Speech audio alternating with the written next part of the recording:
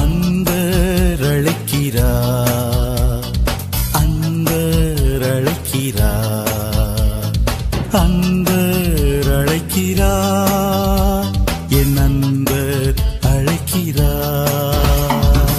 கர்த்தருக்குள் பிரியமானவர்களே, அன்பர் அழைக்கிறார் ஊழியத்தின் சார்பிலே வாரம் ஒரு வார்த்தை நிகழ்ச்சியின் மூலம் உங்களை சந்திப்பது மிகுந்த மகிழ்ச்சி.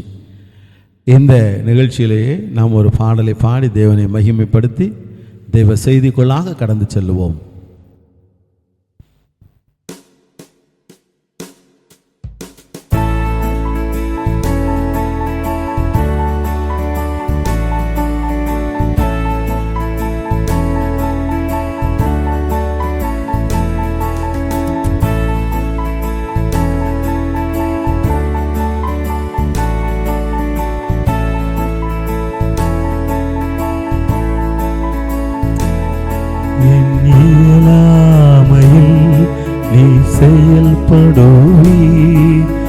உன் கரம் என்னை விலகாதிருக்கும், என் இயலாமையில் நீ செயல்படுவீர்.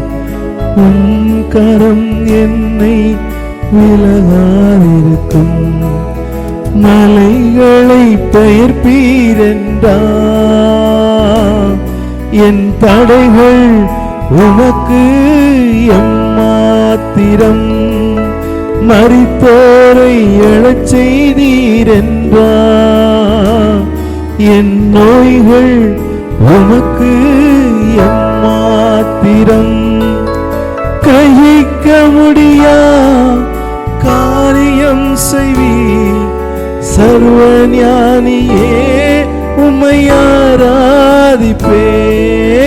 கிரகிக்க முடியா காரியம் செய்வீர், சர்வஞானியே உம்மை ஆராதிப்பேன்.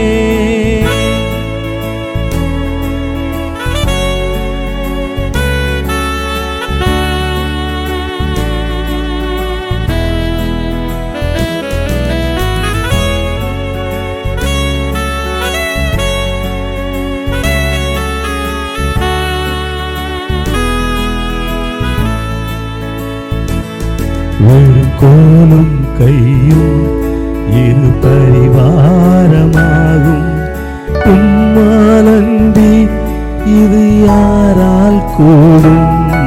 ஒரு கோலும் கையும் இரு பரிவாரமாகும், உம்மாலன்றி இது யாரால் கூடும். ஆகாயத்து பட்சிகளை போஷிப்பீரென்றால், என்னையும் போஷிப்பது நிச்சயமே. காட்டு புஷ்பங்களை உடுத்துவது நீரே என்றார், என்னை குறைவின்றி நடத்துவதும் நிச்சயமே. கிரகிக்க முடியா காரியம் செய்வீர், சர்வஞானியே உம்மை ஆராதிப்பேன். கிரகிக்க முடியா காரியம் செய்வீர், சர்வஞானியே உம்மை ஆராதிப்பேன். என் தேவன் எனக்காய் ஏதாயிலும் செய்திடுவார், என்றாயிலும் என்னை மறந்தது உண்டா. என் தேவன் எனக்காய் ஏதாயிலும் செய்திடுவார், என்றாயிலும் என்னை மறந்தது உண்டா.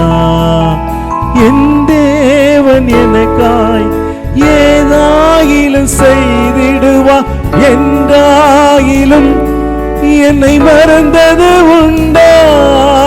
என் தேவன் எனக்காய் ஏதாயிலும் செய்திடுவா, என்றாயிலும் என்னை மறந்தது உண்டா. கிரகிக்க இயலா காரியம் செய்வீர், சர்வஞானியே உம்மை ஆராதிப்பேன். கிரகிக்க முடியா காரியம் செய்வீர், சர்வஞானியே உம்மை ஆராதிப்பேன். பிரியமானவர்களே, இந்த நாளிலும் தேவ செய்திக்காக ஆண்டவர் கொடுத்த வேத பகுதி அப்போஸ்தலனாகிய பவுல் எபிரேயருக்கு எழுதின நிருபம் 3ஆம் அதிகாரம் 12ஆம் வசனம். உங்களுக்காக நான் இதை வாசிக்கிறேன். எபிரேயர் 3ஆம் அதிகாரம் 12ஆம் வசனம். சகோதரரே, ஜீவனுள்ள தேவனை விட்டு விலகுவதற்கேதுவான அவிசுவாசமுள்ள பொல்லாத இருதயம் உங்களில் ஒருவனுக்குள்ளும் இராதபடிக்கு நீங்கள் எச்சரிக்கையாயிருங்கள். பிரியமான தேவ பிள்ளைகளே, அப்போஸ்தலனாகிய பவுல் எபிரேய மக்களுக்கு எழுதுகிற ஒரு காரியம் என்ன எழுதுகிறார்?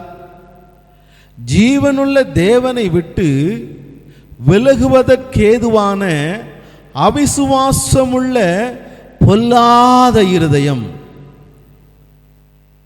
எப்படிப்பட்ட இருதயம்? அவிசுவாசமுள்ள பொல்லாத இருதயம் உங்களில் ஒருவனுக்கும் இராதபடிக்கு நீங்கள் எச்சரிக்கையாயிருங்கள். கர்த்தருக்குள் பிரியமான தேவ பிள்ளைகளே, அநேக நேரங்களிலே மனிதனை அவிசுவாசம் ஆட்கொண்டு விடுகிறது. ஆண்டவர் ஒரு காரியத்தை நமக்கு சொல்லி தரும் பொழுது நாம் இது எப்படி நடக்கும் என்று சூழ்நிலைகளை பார்க்கிறோம். ஆண்டவர் ஒரு வார்த்தையை நமக்கு சொல்லுகிறார் என்றால் அதை நாம் விசுவாசத்தோடு நாம் அதை ஏற்றுக்கொள்ள வேண்டியது அவசியமாயிருக்கிறது. அவிசுவாசம் உள்ள இருதயம் எப்படிப்பட்ட இருதயமாய் காணப்படுகிறது? பொல்லாத இருதயமாய் இருக்கிறது. அநேக நேரங்களில் நாம் விசுவாசிக்கிறதுக்கு ஏதுவான சூழ்நிலை காணப்படுகிறது இல்லை. இதெல்லாம் எப்படிங்க நடக்கும்? இதெல்லாம் நம்ம தகுதிக்கு மிஞ்சின காரியங்களா இருக்கிறதே என்று நாம் சோர்ந்து விடுகிறோம். இங்கே ஒரு மனிதன் அவிசுவாசம் உள்ளவனாய் இருக்கிறான் என்றால் பொல்லாங்கனான பிசாசு அவனுடைய இருதயத்தை ஆட்கொண்டு விடுகிறான். நன்றாய் நாம் உணர்ந்து கொள்ள வேண்டும். ஆண்டவர் ஒரு வார்த்தையை சொல்லும் பொழுது அப்படி என்றால் ஆண்டவருடைய வார்த்தையை விசுவாசியாதபடிக்கு நாம் இந்த உலக காரியங்களை நம்பும் பொழுது ஆண்டவரை விட்டு விலகுவதற்கு ஏதுவான ஒரு சூழ்நிலை நமக்கு ஏற்பட்டு விடுகிறது. கர்த்தருக்குள் பிரியமானவர்களே, அவிசுவாசம் உள்ள மனிதனாய் ஒருவன் எந்த நன்மையும் பெற்றுக்கொள்ள இயலாது. ஆம், வேதத்திலே நாம் பார்க்கிற பொழுது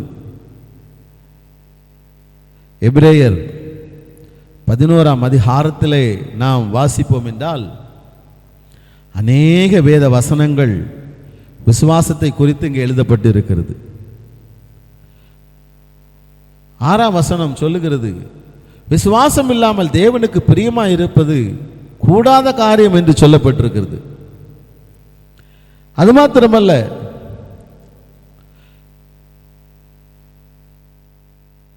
விசுவாசமே உலகத்தை ஜெயிக்கிற ஜெயம் என்று சொல்லப்பட்டிருக்கிறது. விசுவாசம் இல்லாததினாலே ஆண்டவராய் இயேசு கிறிஸ்து ஒரு கிராமத்துக்கு சென்ற பொழுது அவர் சொன்ன வார்த்தைகளை விசுவாசிக்காத, அவரை விசுவாசிக்காததினாலே ஆண்டவர் இயேசு கிறிஸ்து அங்கே எந்த நன்மையும் செய்ய இயலவில்லை. பிரியமான தேவ பிள்ளைகளே, இன்றைக்கு நீங்களும் ஆண்டவருடைய வார்த்தைகளை விசுவாசியாமல் போனீர்கள் என்றால் எந்த நன்மையும் பெற்றுக்கொள்ள முடியாதே. நாம் நன்மை பெற வேண்டும் அல்லவா? அப்படி என்றால் நாம் விசுவாசிக்க வேண்டும். ஆண்டவரை நோக்கி பார்ப்போமா? ஆண்டவரே, என் விசுவாசத்தை பலப்படுத்தும் ஆண்டவரே என்று கேளுங்க. பாடலை பாடினோம் அல்லவா? என் தேவன் எனக்காக ஏதாவது செய்வார். பக்தன் அருமையாய் பாடினார். என் தேவன் எனக்காக ஏதாயிலும் செய்திடுவார். கண்களை மூடி ஆண்டவரை நோக்கி பார்ப்போம். மகா இரக்கம் தயவும் நிறைந்த எங்கள் அன்பின் பரம தகப்பனே, இஸ்ரவேலை ஆசீர்வதிப்பதே எனக்கு பிரியம் என்று சொன்னவரே, ஆண்டவரே, உங்களை விசுவாசிக்க எங்களுக்கு பலன் வேண்டுமே அப்பா.